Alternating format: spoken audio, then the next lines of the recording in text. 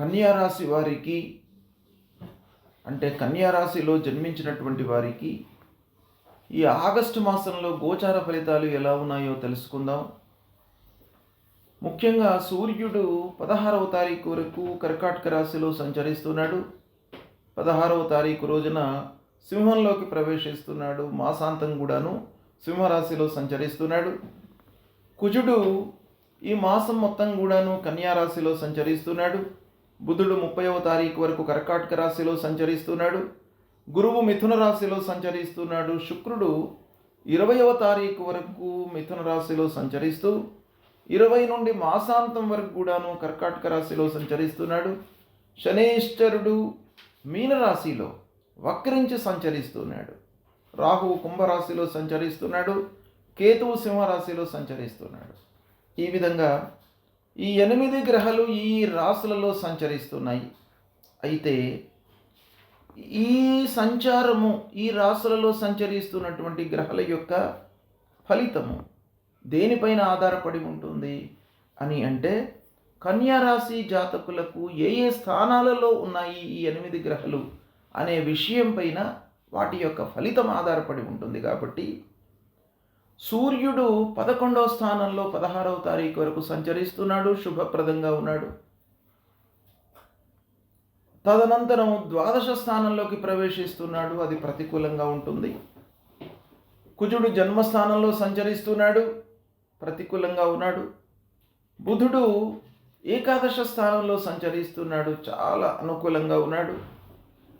గురువు దశమ స్థానంలో సంచరిస్తున్నాడు. ప్రతికూలంగా ఉన్నాడు. శుక్రుడు దశమ స్థానంలో 20వ తారీఖు వరకు సంచరిస్తున్నాడు. ప్రతికూలంగా ఉన్నాడు.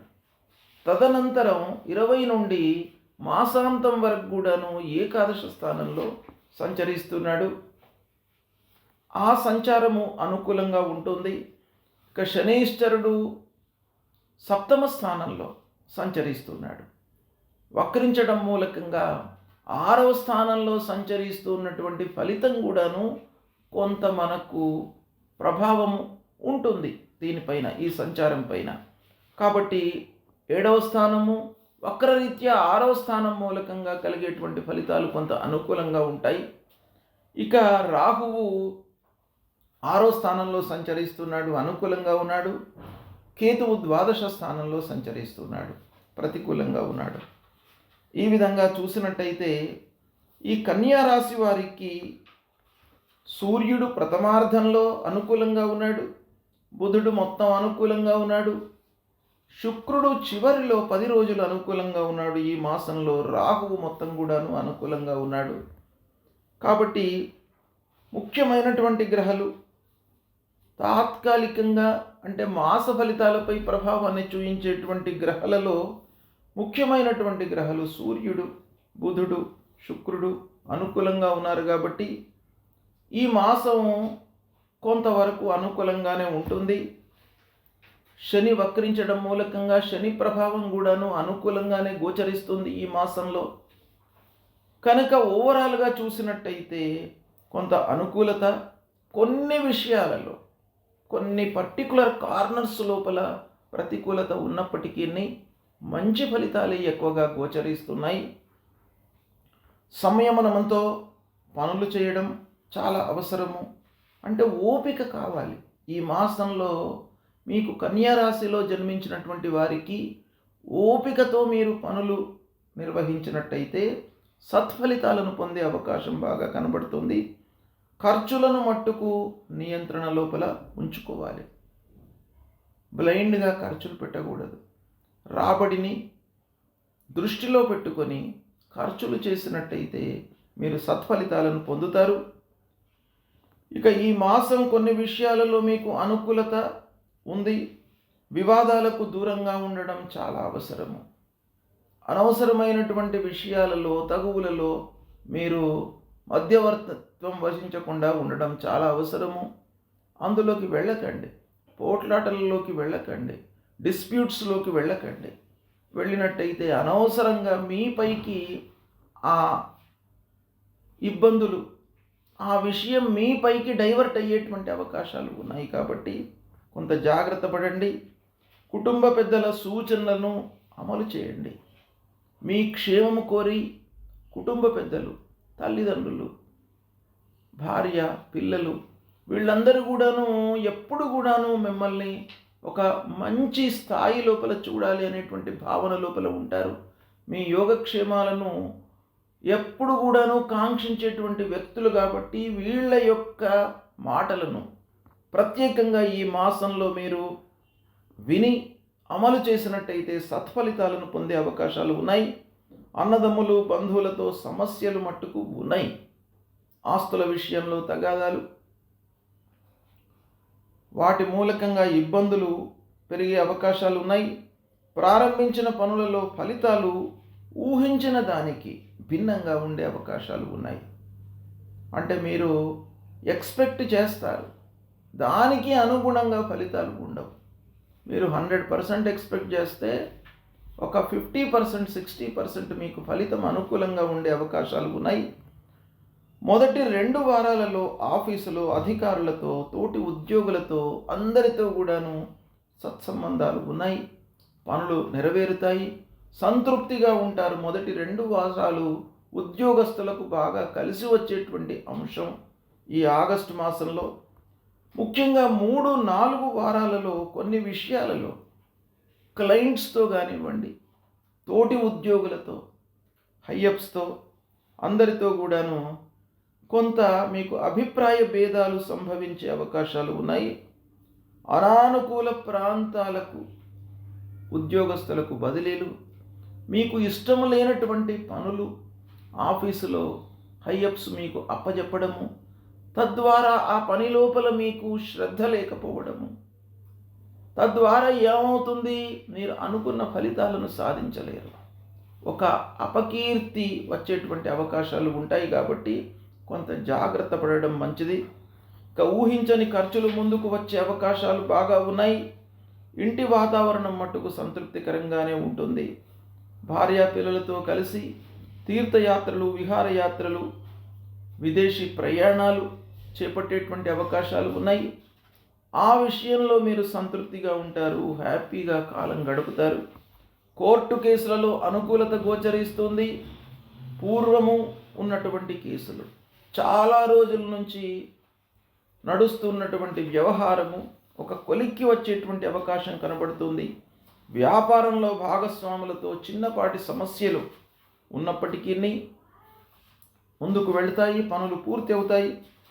కళాకారులకు, సాహిత్యవేత్తలకు, సంగీత ప్రియులకు, మీడియా రంగంలో ఉన్నటువంటి వారికి, బ్యాంకింగ్ సెక్టర్లో ఉన్నటువంటి వారికి, ట్రాన్స్పోర్టేషన్ బిజినెస్లో ఉన్నటువంటి వారికి, ఆటోమొబైల్ బిజినెస్ చేస్తున్నటువంటి వారికి, వీళ్ళందరికీ కూడాను ఈ మాసంలో చివరి 10 రోజులు బాగా కలిసి వస్తాయి.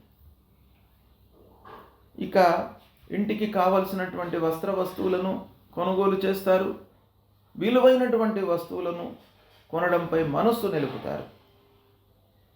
ముఖ్యంగా గురువు దశమ స్థానంలో ఉన్నాడు కనుక వృత్తిపై ప్రభావాన్ని చూయిస్తాడు.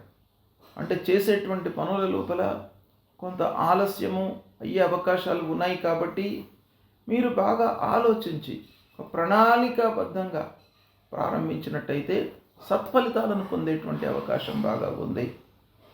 ఇక ముఖ్యంగా వ్యాపారస్తులు భాగస్వాములతో కొంత జాగ్రత్తగా ఉండాలి. అన్ని విషయాలను కూలంకషంగా వారితో చర్చిస్తూ వారి యొక్క ఆమోదము తీసుకున్న తర్వాతనే మీరు కార్యక్రమాలను, పనులను, వ్యాపారాన్ని ప్రారంభించడం అన్ని విధాలుగా మంచిది. ఇక వ్యాపారము చేతిలో ఉన్నటువంటి వ్యాపారానికి మట్టుకు ఇబ్బంది లేదు, లాభదాయకంగా కొనసాగుతుంది. ఈ విధంగా ఫలితాలు ఉన్నాయి. కొంత జాగ్రత్తగా నిర్ణయాలు తీసుకున్నట్టయితే సత్ఫలితాలను పొందే అవకాశాలు బాగా కనబడుతున్నాయి. సద్వినియోగపరచుకోండి. గ్రహస్థితి ప్రతికూలంగా ఉన్నప్పుడు మనము పరిహారం చేసుకోవడము, గ్రహాల విషయమై భగవంతుడి అనుగ్రహానికై పరిహారాలు చేసుకోవడము, స్తోత్ర పారాయణం చేయడము, ఆయా గ్రహాలకు నిర్దేశింపబడినటువంటి మూల మంత్రాలను జపించడము, ఆయా గ్రహాలకు చెప్పినటువంటి వస్తువులను దానంగా ఇవ్వడము, బీదలకు అన్నదానం చేయడము, నీడీ పర్సన్స్కు సహాయం అందించడం, ఇవి చేసినట్టయితే మీకు గ్రహాలకు సంబంధించినటువంటి దుష్ప్రభావము దూరమవుతుంది. ఆ భగవంతుడి యొక్క అనుగ్రహం లభిస్తుంది. ఈ క్రమంలో సూర్య భగవానుడు అత్యంత కీలకమైనటువంటి పాత్రను పోషించేటువంటి గ్రహము.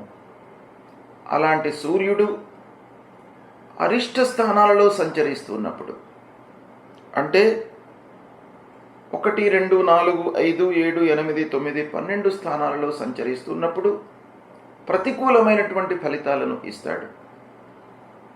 3, 6, 10, 11 స్థానాలలో సంచరిస్తున్నప్పుడు శుభ ఫలితాలను ఇస్తాడు.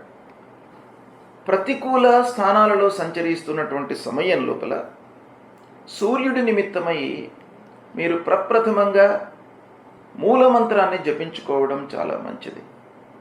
సూర్యుడు ఆరోగ్య ప్రదాత. ఆరోగ్యము మనకు ఇండైరెక్ట్గా అన్ని విషయాలపై కూడాను ప్రభావాన్ని చూపిస్తుంది. ఆర్థిక సమస్యలపైన, మనం చేసేటువంటి పనులపైన, మిగతా కార్యక్రమాలన్నిటిపైన కూడాను ఆరోగ్యం ఇండైరెక్ట్గా మనకు ఒక ఎఫెక్ట్ ఇస్తుంది. కాబట్టి దాన్ని మీరు సక్రమంగా ఉంచుకోవడానికి, ఆరోగ్యంగా ఉండడానికి సూర్య భగవానుడికి ప్రతినిత్యం కూడాను మీరు నమస్కారం చేసుకోండి. అంటే సూర్య నమస్కారాలు చేసుకోవడము చాలా ఉత్తమమైనటువంటి విషయం. ప్రతిరోజు కూడాను స్నానం చేసిన తర్వాత సూర్య నమస్కారాలు చేసుకోండి. తదనంతరం మూలమంత్రాన్ని జపించండి.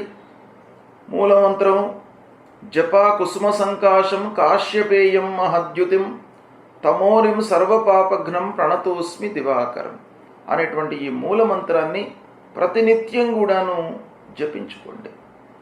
ఈ జపం మూలకంగా మీ లోపల భక్తి భావన పెరుగుతుంది. కార్యక్రమాలపై, మీరు చేసేటువంటి పనులపై శ్రద్ధ ఏర్పడుతుంది. అంటే ఇంట్రెస్ట్ ఏర్పడుతుంది.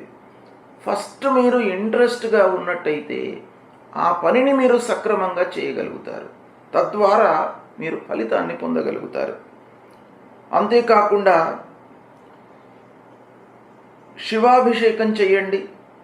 శివుడు ఐశ్వర్య ప్రదాత, ఆరోగ్యాన్ని కూడాను ఇచ్చేటువంటి భగవంతుడు, అపమృత్యు దోషాలను నివారించేటువంటి భగవంతుడు. కాబట్టి శివుణ్ణి మీరు అభిషేకించండి. ఇక గోధుమలు దానంగా ఇవ్వండి. సూర్యుడికి ప్రీతికరమైనటువంటి ధాన్యం గోధుమలు. కాబట్టి గోధుమలు దానంగా ఇచ్చినట్టయితే ఆ సూర్య భగవానుడి యొక్క అనుగ్రహం లభిస్తుంది. ఇక జాతి రత్నాలలో సూర్య భగవానుడికి చెప్పినటువంటిది మాణిక్యం. ఈ మాణిక్యాన్ని ధరించండి. ఇవి చేసినట్టయితే మీకు సూర్యుడి యొక్క అనుకూలత కలుగుతుంది. సూర్యుడి యొక్క అనుగ్రహం మీకు కలిగినట్టయితే ఆరోగ్య విషయం లోపల మీరు ఇబ్బంది పడకుండా ఉంటారు. ఇక సూర్యుడి తర్వాత మీ గ్రహస్థితి పైన, అంటే మీ ఫలితాలపైన, మాసవారీ ఫలితాలు కానివ్వండి, సంవత్సర ఫలితాలు కానివ్వండి, మొత్తం జాతక ఫలితాలపై కూడాను ప్రభావాన్ని చూపించేటువంటి గ్రహము అంగారకుడు, కుజ భగవానుడు. ఈ కుజుడు కూడాను 3, 6, 10, 11 స్థానాలలో సంచరిస్తున్నప్పుడు గోచార రీత్యా శుభ ఫలితాలను ఇస్తాడు. 1, 2, 4, 5, 7, 8, 9, 12 స్థానాలలో సంచరిస్తున్నప్పుడు ప్రతికూలమైనటువంటి ఫలితాలను ఇస్తాడు. కనుక ఈ అంగారకుడిని ప్రీతి చేసుకోవడానికి, అంగారకుడి మూలకంగా, కుజుడి మూలకంగా కలిగేటువంటి దుష్ప్రభావం నుండి దూరం కావడానికి ప్రథమంగా కందులు దానం ఇవ్వండి. ఎర్రటి వస్త్రంలో కందులు 1 కేజీ పావు మూటగట్టి ఎవరికైనా కూడాను దానం ఇవ్వండి. బీదలకు ఇచ్చినా పర్వాలేదు, దేవాలయంలో అర్చకుడికి ఇచ్చినా కూడాను పర్వాలేదు. మీరు దానము ఇవ్వడం అనేటువంటిది చాలా ముఖ్యమైనటువంటి కర్తవ్యం. దానము, యజ్ఞము, తపస్సు, ఈ 3 ముఖ్యంగా మనిషికి చెప్పబడినటువంటి కర్తవ్యాలు. కాబట్టి దానము ప్రథమ స్థానంలో ఉంటుంది. కాబట్టి మీరు ఈ అంగారకుడిని ప్రీతి చేసుకోవడానికి ఇవి దానంగా ఇవ్వండి. దాని తర్వాత సుబ్రహ్మణ్య స్వామిని పూజించండి. సుబ్రహ్మణ్య స్వామి దేవాలయానికి వెళ్ళి సుబ్రహ్మణ్య స్వామిని అర్చించినట్టయితే మీ లోపల కోప స్వభావము లేకుండా మిమ్మల్ని కాపాడతాడు. కోప స్వభావము అంగారకుడి మూలకంగా డెవలప్ అవుతుంది. ఆ కోప స్వభావంలో మనిషి వివేకాన్ని కోల్పోతాడు, అంటే ఆలోచన తత్వాన్ని కోల్పోతాడు. తద్వారా మనం ఏమి చేస్తున్నామో మనకు స్పృహలో ఉండదు. కాబట్టి అలాంటి దుష్ప్రభావము కలగకుండా ఉండడానికి సుబ్రహ్మణ్య స్వామి మిమ్మల్ని కాపాడుతాడు. కనుక సుబ్రహ్మణ్య స్వామిని పూజించండి.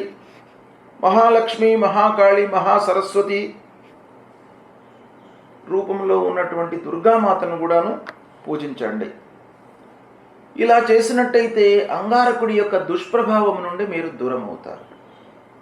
తర్వాత మీకు శుభ ఫలితాలను ఇచ్చేటువంటి గ్రహము గురుగ్రహము. ఈ గురువు కూడాను మీకు ప్రతికూలంగా సంచరిస్తున్నప్పుడు ప్రతికూల ఫలితాలే కాకుండా మీకు మంచి జరగడం అనేటువంటిది అడ్డుకుంటాడు గురువు యొక్క సంచారం. కనుక గురు ప్రీత్యర్థమై దేవానాంచ ఋషీణాంచ గురుం కాంచన సన్నిభం వందనీయం త్రిలోకానాం తన్నమామి బృహస్పతి అనేటువంటి ఈ మూల మంత్రాన్ని ప్రతినిత్యం కూడాను చదువుకోండి. 2, 5, 7, 9, 11 స్థానాలలో సంచరిస్తున్నప్పుడు గోచార రీత్యా మీకు బృహస్పతి గురుగ్రహము శుభ ఫలితాలను ఇస్తాడు. మిగతా స్థానాలలో సంచరిస్తున్నప్పుడు ప్రతికూల ఫలితాలను ఇస్తాడు. గురు ప్రీత్యర్థమై మీరు శనిగలు దానంగా ఇవ్వండి. పసుపు పచ్చ వస్త్రంలో శనిగలను మూటకట్టి అర్చకుడికి కానివ్వండి, బీదలకు కానివ్వండి, దానంగా ఇవ్వండి. దక్షిణామూర్తిని పూజించండి. దక్షిణామూర్తి గురువు కాబట్టి దత్తాత్రేయ స్వామి దక్షిణామూర్తి. గురువులను, సద్గురువులను పూజించడం మూలకంగా గురు భగవానుడి యొక్క అనుగ్రహం లభిస్తుంది. తల్లిదండ్రులు కూడాను ప్రథమ గురువులు కాబట్టి తల్లిదండ్రులకు సేవ చేయండి. తద్వారా గురువు యొక్క అనుకూలత కలుగుతుంది. ఇక శనేశ్వరుడు, శని ప్రధానమైనటువంటి గ్రహం. 2.5 సంవత్సరాలు ఉంటాడు ఒక రాశిలో. దుష్ట స్థానంలో ఉన్నప్పుడు శని యొక్క ప్రభావం చాలా ఉంటుంది. కాబట్టి 1, 2, 4, 5, 7, 8, 9, 10, 12 స్థానాలలో సంచరిస్తున్నప్పుడు శని దుష్ప్రభావాన్ని ఇస్తాడు. గనక శని ప్రీత్యర్థమై మూలమంత్రాన్ని ప్రతినిత్యం కూడాను జపించుకోండి. నీలాంజన సమాభాసం రవిపుత్రం యమాగ్రజం ఛాయా మార్తాండ సంభూతం తన్నమామి శనైశ్చరం. తర్వాత శని ప్రీత్యర్థమై నువ్వుల నూనె, నల్లటి వస్త్రము, ఒక ఇనుప ముక్క ఇవి దానంగా ఇవ్వండి. అంతేకాకుండా శివుణ్ణి అభిషేకన చేయండి. శివాభిషేకం మూలకంగా మీకు శనైశ్వరుడి యొక్క దుష్ప్రభావం తగ్గుతుంది. ఒక బిల్వదళం సమర్పించి ఆ అపమృత్యు దోషం పంచముఖ మహామృత్యుంజయుణ్ణి మీరు అభిషేకించినట్టయితే పంచామృతాలతో అభిషేచన కానివ్వండి, లేదా కేవలము నీళ్లు పోసి, అంటే నీళ్లలోనే సమస్తము ఉంటుంది అనేటువంటిది మనకు వేదం చెప్తుంది. కాబట్టి ఆ నీటికి అత్యంత ప్రాధాన్యత ఉంది. ఆ నీటితో మీరు శివుణ్ణి అభిషేచన చేసి ఒక బిల్వదళము సమర్పించి నమస్కారం చేసుకున్నట్టయితే శని మూలకంగా కలిగేటువంటి దుష్ప్రభావం దూరమవుతుంది. శని స్తోత్రాన్ని పఠించండి. ఇలా చేసినట్టయితే శని యొక్క దుష్ప్రభావము తగ్గుతుంది. ఇక రాహువు అత్యంత ప్రధానమైనటువంటి దుష్టగ్రహ. అంటే మీ లోపల ఒక భ్రాంతిని, భయాన్ని కలిగించేటువంటి గ్రహము.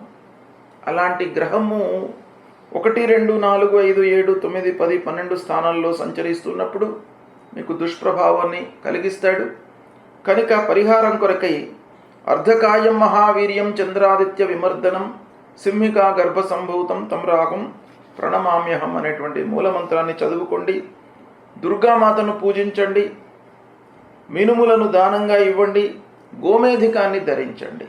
ఇవి ధరించడం మూలకంగా రాహు ప్రీతి చెంది మీకు శుభ ఫలితాలను అంటే దుష్ప్రభావమును తగ్గిస్తాడు ఈ పరిహారాల మూలకంగా.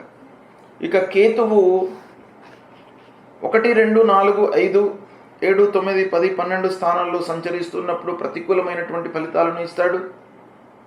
ఫలాశ పుష్ప సంకాశం తారకా గ్రహమస్తకం రౌద్రం రుద్రాత్మకం ఘోరం తం కేతుం ప్రణమామ్యకం అనేటువంటి మూలమంత్రాన్ని చదువుకోండి. గణపతిని పూజించండి. ఉండ్రాళ్ళు నివేదనగా సమర్పించండి గణపతికి. ఉలవలు దానంగా ఇవ్వండి. వైడూర్యాన్ని ధరించండి. ఈ విధంగా చేసినట్టయితే కేతువు ప్రీతి చెందుతాడు. కేతువు మూలకంగా కలిగేటువంటి దుష్ప్రభావము తగ్గుతుంది. అనుకూల ఫలితాలు పెరుగుతాయి. ఈ విధంగా ఈ పరిహారాలను మీరు చేసినట్టయితే గ్రహాలు ఏ విధంగా ఉన్నప్పటికీ భగవంతుడి యొక్క అనుగ్రహం మీకు లభిస్తుంది. చేసే కర్తవ్యం పైన మీరు మనస్సు నిలిపి ఫలితాన్ని భగవంతుడి పైన మీరు పెట్టినట్టయితే తప్పకుండా మీకు ఆ భగవంతుడి యొక్క అనుగ్రహము లభిస్తుంది. శుభం. ఈ ఆగస్టు మాసంలో ముఖ్యమైనటువంటి పండుగలు ఏ రోజులలో వస్తున్నాయి అనేటువంటి విషయాన్ని కూడాను మీకు విశ్లేషించి చెప్తాను. 2 ఆగస్టు రోజున ఆశ్లేష కార్తీ రాత్రి 4 గంటలకి ప్రవేశిస్తుంది. ఈ 2వ తారీఖు శనివారం అవుతుంది. శ్రావణ మాసం సందర్భంగా శ్రావణ మాసంలో ప్రతి శనివారం రోజున అశ్వత్థ మారుతి పూజ. అశ్వత్థం అంటే రాగి చెట్టు. రాగి చెట్టు దగ్గర ఉన్నటువంటి ఆంజనేయ స్వామిని పూజించడము చాలా ముఖ్యమైనటువంటి కర్తవ్యంగా మనం చెప్పబడింది శాస్త్రంలో. అది 2వ తారీఖు నాడు వస్తుంది. 4వ తారీఖు శ్రావణ సోమవారం శివముష్టి వ్రతం. తర్వాత 5వ తారీఖు రోజున పుత్రదా ఏకాదశి మంగళవారం కూడాను అయింది కనుక శ్రావణ మాసం సందర్భంగా మంగళగౌరి వ్రతాన్ని ఆచరిస్తారు. ఇక 6వ తారీఖు బుధవారం రోజున దధివ్రతారంభము. అంటే చాతుర్మాస్యాల లోపల ఒక్కొక్క మాసంలో ఒక్కొక్క వస్తువును వదిలిపెడుతూ ఉంటాం మనం. ఈ శ్రావణ మాసంలో వచ్చేటువంటి ఏకాదశి తరువాత ద్వాదశి నుండి దధివర్జ్యం అంటే దధివ్రతారంభం అన్నమాట. తర్వాత ముఖ్యమైనటువంటి పండుగ ఈ ఆగస్టు మాసంలో 8వ తారీఖు శుక్రవారం రోజున వరలక్ష్మి వ్రతం వస్తుంది. ఈ వరలక్ష్మి వ్రతం చాలా శ్రేష్టమైనటువంటిది. భారతీయ మహిళలందరూ కూడాను కుటుంబ సౌభాగ్యం కొరకు, కుటుంబం యొక్క అభివృద్ధి కొరకు ఈ వరలక్ష్మి వ్రతాన్ని చేస్తుంటారు. ఇది 8వ తారీఖున వచ్చింది. 9వ తారీఖు రాఖీ పూర్ణిమ, రక్షాబంధనము. దీన్ని జంధ్యాల పూర్ణిమ అని కూడా అంటారు. ఋగ్వేదులకు, యజుర్వేదులకు ఉపాకర్మ కూడాను ఇదే రోజు అవుతుంది. ఈ పౌర్ణిమ రోజున ముఖ్యంగా హయగ్రీవ జయంతి అంటే హయగ్రీవుడు జన్మించినటువంటి రోజు, అంటే అవతారాన్ని దాల్చినటువంటి రోజు. ఇక గాయత్రి మంత్రాన్ని కూడాను ఈరోజు జపించినట్టయితే చాలా సత్ఫలితాన్ని పొందుతారు.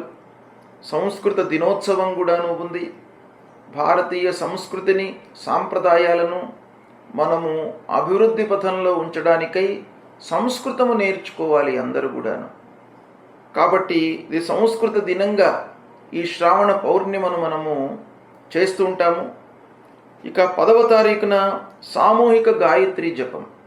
అంటే అందరూ కూడాను దేశవ్యాప్తంగా, ప్రపంచవ్యాప్తంగా ఉన్నటువంటి హిందువులందరూ కూడాను ఈ సామూహికంగా గాయత్రి జపం చేసినట్టయితే మనకు ఈతి బాధలు లేకుండా ఉంటాయి అనేటువంటిది శాస్త్రం చెప్తుంది. అంటే సకాలంలో వర్షాలు పడడము, భూకంపాలు, తర్వాత అనుకోని సంఘటనలు దేశవ్యాప్తంగా జరగకుండా ఉండడానికై ఈ సామూహిక గాయత్రి జపము మనకు శాస్త్రంలో చెప్పబడి ఉంది. కాబట్టి ఇది ప్రతి సంవత్సరం పౌర్ణిమ తెల్లవారితే వస్తుంది. అంటే 10వ తారీఖు సామూహిక గాయత్రి, మళ్ళీ 11 ఆగస్టు సోమవారం శివముష్టి వ్రతం, 12 ఆగస్టు మంగళవారం సంకష్టహర చతుర్థి వ్రతం, ఈ సంకష్టహర చతుర్థి మంగళవారం రోజున వచ్చింది కనుక ఈ సంకష్టహర చతుర్థి వ్రతానికి అత్యంత ప్రాధాన్యత ఉంది. అంటే మంగళవారం రోజున వచ్చినటువంటి సంకష్టహర చతుర్థిని ప్రధానంగా మనము ఈ వ్రతాన్ని ప్రారంభించేటువంటి వాళ్ళు ఈ రోజు నుండి ప్రారంభిస్తారు. అయితే ఈరోజు చంద్రోదయం రాత్రి 8:57 ఉంది.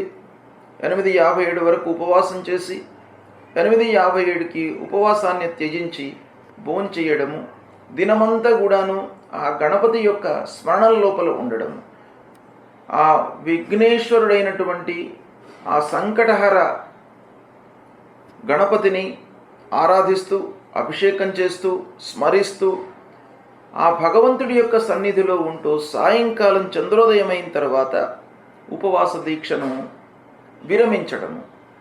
ఇది సంకష్టహర చతుర్థి యొక్క వ్రత పద్ధతి. ఇక 15 ఆగస్టు శుక్రవారం రోజున స్మార్తులకు శ్రీకృష్ణ జన్మాష్టమి అంటే గోకులాష్టమి, శ్రీకృష్ణ భగవానుడు జన్మించినటువంటి రోజు. 15 ఆగస్టు కనుక భారత స్వాతంత్ర దినోత్సవం కూడా అవుతుంది. 16 శనివారం రోజున వైష్ణవులకు శ్రీకృష్ణ జన్మాష్టమి. వైష్ణవ సాంప్రదాయాన్ని పాటిస్తున్నటువంటి వాళ్ళు 16వ తారీఖున శ్రీకృష్ణ జన్మాష్టమిని జరుపుకుంటారు. 15వ తారీఖున స్మార్త సాంప్రదాయాన్ని పాటిస్తున్నటువంటి వాళ్ళు గోకులాష్టమిని జరుపుకుంటారు. ఇక 16వ తారీఖు అదే రోజున దశఫల వ్రతారంభము. 10 రకాల పళ్ళను ముత్తైదువులకు ఇస్తూ ఉంటారు. అంటే ఫలాలను మనం దానంగా ఇవ్వడం మూలకంగా మనకు సౌభాగ్యము వృద్ధి అవుతుంది. కుటుంబంలో ఉన్నటువంటి వాళ్ళందరికీ కూడాను ఆయురారోగ్యాలు వృద్ధి అవుతాయి అనేటువంటిది శాస్త్రం చెప్తుంది. కనుక ఈ దశఫల వ్రతము అనేటువంటిది ఈ 16వ తారీఖు నాడు ప్రారంభమవుతుంది. అదే రోజున రాత్రి మఖాకార్తి కూడాను ప్రవేశమవుతుంది. 18వ తారీఖు సోమవారం శివముష్టి వ్రతం, 19వ తారీఖు మంగళవారం మంగళగౌరి వ్రతం, అజా ఏకాదశి, తర్వాత 20వ తారీఖు నాడు పక్ష ప్రదోషమి వ్రతం, 21వ తారీఖు నాడు మాస శివరాత్రి. మాస శివరాత్రి అత్యంత ప్రీతికరమైనటువంటి దినం శంకరుడికి. కాబట్టి మాస శివరాత్రి రోజున ఉపవాసం ఉండి ప్రదోష సమయంలో శివుణ్ణి అర్చించి అభిషేచనము చేసి ఉపవాస దీక్ష విరమించినట్టయితే ఆ పంచముఖ మహామృత్యుంజయుడు ఆ శివుని యొక్క అనుగ్రహం మీకు లభిస్తుంది. జీవితంలో అష్టైశ్వర్యాలను పొందే అవకాశం మీకు ఆ భగవంతుడు కల్పిస్తాడు. కనుక ఈ వ్రతము చాలా ప్రీతికరమైనటువంటి వ్రతం మాస శివరాత్రి. అలాంటిది 21వ తారీఖు నాడు వస్తుంది. ఇక 22వ తారీఖు పొలాల అమావాస్య. ఈ పొలాల అమావాస్య అనేటువంటిది వ్యవసాయదారులకు సంబంధించినటువంటి ముఖ్యమైనటువంటి పండుగ. ఈ రోజున వ్యవసాయదారులు పశువులకు పూజ చేస్తారు. వృషభము అంటే వాళ్ళు ఏదైతే వ్యవసాయానికి ఉపయోగించేటువంటి వృషభాలు ఉంటాయో, గోవులు ఉంటాయో వాటికి పూజ చేస్తారు. వాటి మూలకంగానే వ్యవసాయదారుల యొక్క జీవనం కొనసాగుతుంది. కనుక వాళ్లకు ముఖ్యమైనటువంటి అధిష్టాన దేవత పశువులే. కాబట్టి పశువులను అమావాస్య రోజున వాళ్ళు పూజిస్తారు. అలాంటిది 22 ఆగస్టు శుక్రవారం రోజున వస్తుంది. ఇక 23వ తారీఖు నుండి భాద్రపద మాసం ప్రారంభమవుతుంది. 26 ఆగస్టు రోజున హరితాళిక గౌరీ వ్రతం, స్వర్ణ గౌరీ వ్రతం. 27 ఆగస్టు బుధవారము వినాయక చవితి, ముఖ్యమైనటువంటి పండుగ వినాయక చవితి 27 ఆగస్టు రోజున వస్తుంది. ఆ రోజున చంద్రదర్శనం రాత్రి 9:03 ఉంది. అంటే అంతవరకు చంద్రుణ్ణి చూడకుండా ఉండాలి. చంద్రుణ్ణి రాత్రి 9:03 వరకు చంద్రదర్శన నిషేధం అన్నమాట. దాని తర్వాత చంద్రుణ్ణి చూడవచ్చు. ఆ లోపల చూసినట్టే అనవసరమైనటువంటి నిందలకు గురయ్యేటువంటి అవకాశము ఉంటుంది అని శాస్త్రం చెప్తుంది. కనుక ఆ వినాయక చవితి ఆచరించిన తర్వాత రాత్రి వరకు చంద్రుణ్ణి చూడకుండా ఉండడము మనకు శాస్త్ర నిర్దేశితము.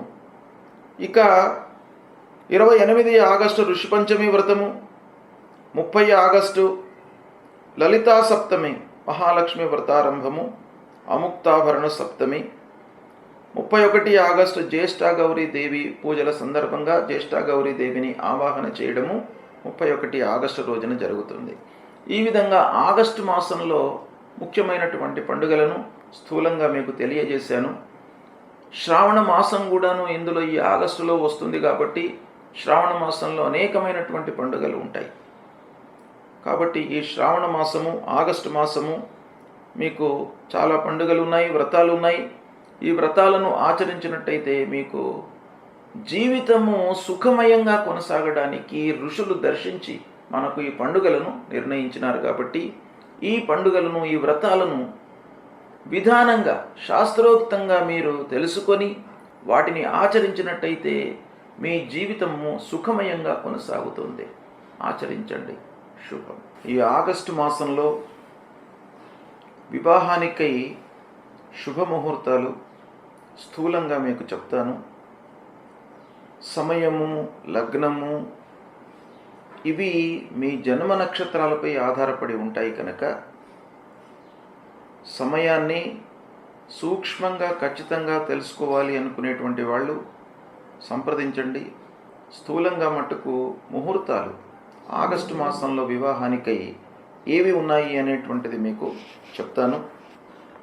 3వ తారీఖు అంటే 3 ఆగస్టు శ్రావణ శుక్ల నవమి ఆదివారం రోజున అనురాధ నక్షత్ర ప్రయుక్తంగా శుభముహూర్తము ఉంది వివాహానికి.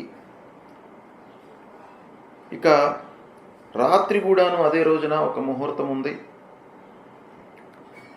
మళ్ళీ 6 ఆగస్టు బుధవారం రోజున మూలా నక్షత్ర ప్రయుక్తంగా ఒక సుముహూర్తం ఉంది వివాహానికి. 8వ తారీఖు శుక్రవారం ఉత్తరాషాఢ నక్షత్ర ప్రయుక్తంగా ఒక శుభముహూర్తం ఉంది. మళ్ళీ 9వ తారీఖు శ్రావణ పౌర్ణిమ సందర్భంగా ముహూర్తం ఉంది. 10వ తారీఖు 10 ఆగస్టు ఆదివారం ధనిష్ట ప్రయుక్తంగా శుభముహూర్తం ఉంది వివాహానికి. ఇక 13వ తారీఖు 13 ఆగస్టు బుధవారం శ్రావణ బహుళ పంచమి రేవతి నక్షత్ర ప్రయుక్తంగా ముహూర్తం ఉంది. మళ్ళీ 14 ఆగస్టు గురువారం రోజున అశ్వని ప్రయుక్తంగా ఒక శుభముహూర్తం ఉంది. 17వ తారీఖు శ్రావణ బహుళ నవమి ఆదివారం రోజున రోహిణి ప్రయుక్తంగా శుభముహూర్తం ఉంది. మళ్ళీ 18వ తారీఖు ఆగస్టు దశమి సోమవారం అవుతుంది. సోమవారము కొంత శాస్త్రం ప్రకారంగా సోమవారము కొన్ని ప్రాంతాలలో చేయడము, కొన్ని ప్రాంతాలలో చేయకపోవడం కూడాను ప్రహతంగా ఉంది. ఏదేమైనప్పటికీ సోమవారము కొన్ని శాస్త్రం ప్రకారంగా చెప్పబడి ఉంది కాబట్టి మిగతావి కూడాను మనం లెక్కలోకి తీసుకున్నట్టయితే 18 ఆగస్టు సోమవారం దశమి మృగశిర ప్రయుక్తంగా ఒక శుభముహూర్తం ఉంది. ఇవి వివాహ ముహూర్తాలు. ఈ ముహూర్తాలను స్థూలంగా చెప్పడం జరిగింది. వీటికి ఖచ్చితత్వం కొరకై ఆ వధూవరుల యొక్క జన్మ నక్షత్రాలు, జన్మ సమయము లెక్కలోకి తీసుకొని మళ్ళీ మనం వివాహాది శుభముహూర్తాలు నిర్ణయించుకోవాలి. కాబట్టి వాటికి మీరు సంప్రదించడం మంచిది. ఇక ఈ ఆగస్టు మాసంలో గృహప్రవేశాలు, గృహారంభాలు, రిజిస్ట్రేషన్స్ కొరకై కొత్త ఇళ్ళు రిజిస్ట్రేషన్స్ చేసుకోవడము, నామకరణాది కార్యక్రమాలు చేపట్టడము, విద్యారంభము, అక్షర స్వీకారము, ముఖ్యమైనటువంటి పనులకై ప్రయాణాలు చేయడానికి ఇలాంటి శుభకార్యాలకి కొన్ని ముహూర్తాలు మీకు స్థూలంగా చెప్తాను. ఇవి కూడాను సూక్ష్మంగా ఖచ్చితత్వం కొరకై సంప్రదించడం మంచిది. మీ యొక్క సౌలభ్యం కొరకు కొన్ని ముహూర్తాలను మీకు స్థూలంగా చెప్తున్నాను. శ్రావణ శుక్ల నవమి 3 ఆగస్టు ఆదివారం అనురాధ ప్రయుక్తంగా గృహప్రవేశ ముహూర్తము ఉంది. అంటే తెల్లవారుజామున అనురాధ నక్షత్ర ప్రయుక్తంగా గృహారంభము, గృహప్రవేశము. తర్వాత 7వ తారీఖు 7 ఆగస్టు గురువారం త్రయోదశి ఉత్తరాషాఢ ప్రయుక్తంగా గృహప్రవేశ ముహూర్తము. 7వ తారీఖు మళ్ళీ గురువారం త్రయోదశి ఉత్తరాషాఢ ప్రయుక్తంగా గృహారంభము, గృహప్రవేశము. మళ్ళీ 8వ తారీఖు రోజున శుక్రవారం శ్రవణ నక్షత్ర ప్రయుక్తంగా గృహారంభం ఉంది. 9 ఆగస్టు శనివారం ధనిష్ట ప్రయుక్తంగా గృహప్రవేశం. 10 ఆగస్టు ఆదివారం శతభిష ప్రయుక్తం గృహారంభం. 13 ఆగస్టు బుధవారం పంచమి గృహారంభ, గృహప్రవేశానికి రేవతి ప్రయుక్తంగా శుభముహూర్తం ఉంది. 14 ఆగస్టు గురువారం షష్ఠి అశ్వని ప్రయుక్తంగా గృహారంభానికి ముహూర్తం ఉంది. 17 ఆగస్టు ఆదివారం రోహిణి ప్రయుక్తంగా గృహప్రవేశ ముహూర్తం ఉంది. 17 ఆగస్టు ఆదివారం రోహిణి ప్రయుక్తంగా గృహప్రవేశం ఉంది. 18 ఆగస్టు సోమవారం దశమి గృహారంభము, దేవతా ప్రతిష్టలకు అనుకూలమైనటువంటి శుభ సమయం ఈ రోజున ఉంది. ఇవి స్థూలంగా మీకు డేట్సు, తిథులు, నక్షత్రాలు చెప్పాను. మీరు చేసేటువంటి కార్యక్రమం నామకరణము, విద్యారంభము, అక్షర స్వీకారము, గృహారంభము, గృహప్రవేశము, దేవతా ప్రతిష్ట, ముఖ్యమైనటువంటి పనులకై ప్రయాణాలకు ఇవి చేపట్టే ముందు మీ జన్మ నక్షత్రాలకు సరిపడే ముహూర్తము, అంటే మీ జన్మ సమయానికి, జన్మ నక్షత్రానికి తారాచంద్ర బలాలు అనుకూలంగా ఉండి శుభలగ్నంగా ఉన్నటువంటి సమయాలను మనం లెక్కలోకి తీసుకోవాలి కనుక వాటి విషయమై మీరు సంప్రదించడము, మంచి ముహూర్తాన్ని మీరు తెలుసుకోవడము చాలా అవసరము. స్థూలంగా నేను మీకు ముహూర్తాలు చెప్పాను, వీటిని పాటించండి, శుభ ఫలితాలను పొందండి. శుభం.